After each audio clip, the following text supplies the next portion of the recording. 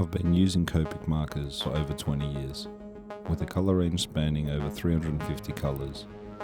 They are blendable, refillable and reliable. With 4 different body styles to choose from and interchangeable nibs, they'll last you a lifetime.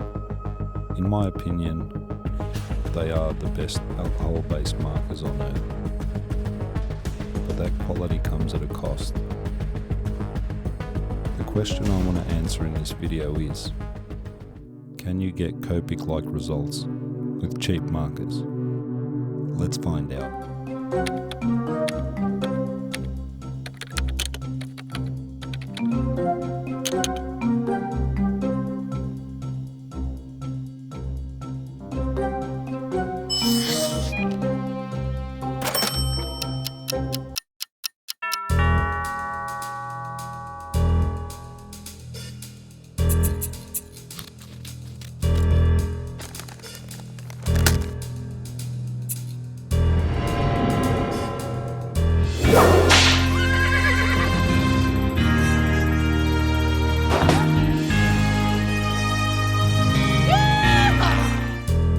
Over the years, I've dabbled with numerous brands of cheap alcohol-based markers, and the one thing that I've found they all have in common is the colour indicator on the cap doesn't always represent the colour inside the marker, which is not a big deal in my opinion. I still swatch my colours on a scrap piece of paper next to my drawing.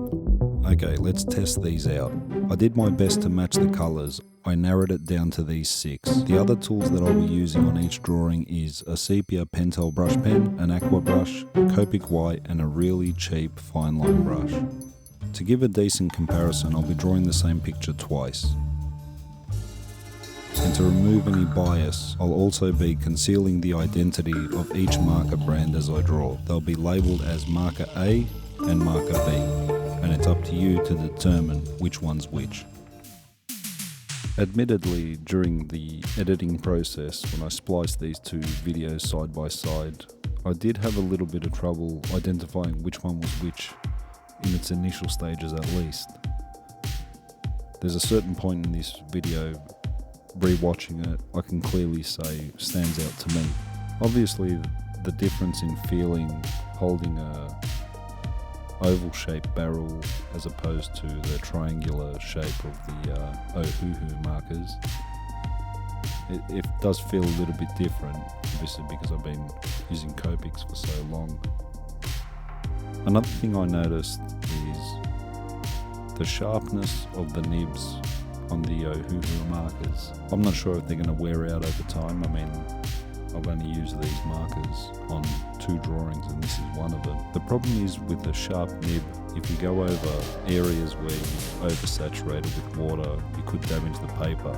Just in comparison to Copic, when I use a brand new Copic marker and a brand new Ohuhu marker, there's definitely a difference there. Again, it does have its cons and pros, and it would be beneficial if you want to get into tight corners. I guess at that price point, I'll take it. The one thing that impressed me a lot about the Ohuhu is the way it works in conjunction with the Copic white. And when I put those initial white glazes down and then go over it again with the marker, it actually reacted exactly the same way as Copic did, and that's my bread and butter, so I'm really pleased with that. For the cost of 4 Copic markers, I bought 48 Ohuhu markers, and these will definitely be a tool that I'll implement in most of my drawings.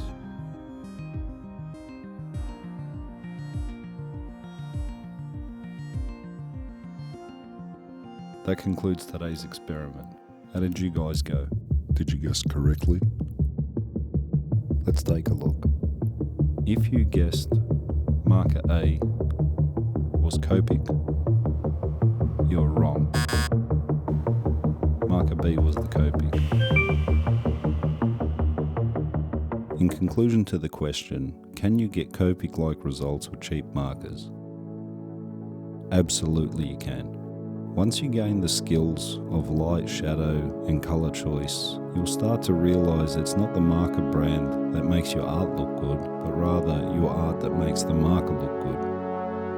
And I hope that's encouraging to some of you out there that feel you need to buy the best gear. Hopefully this was enlightening, and I'll see you guys in the next one. Thank you.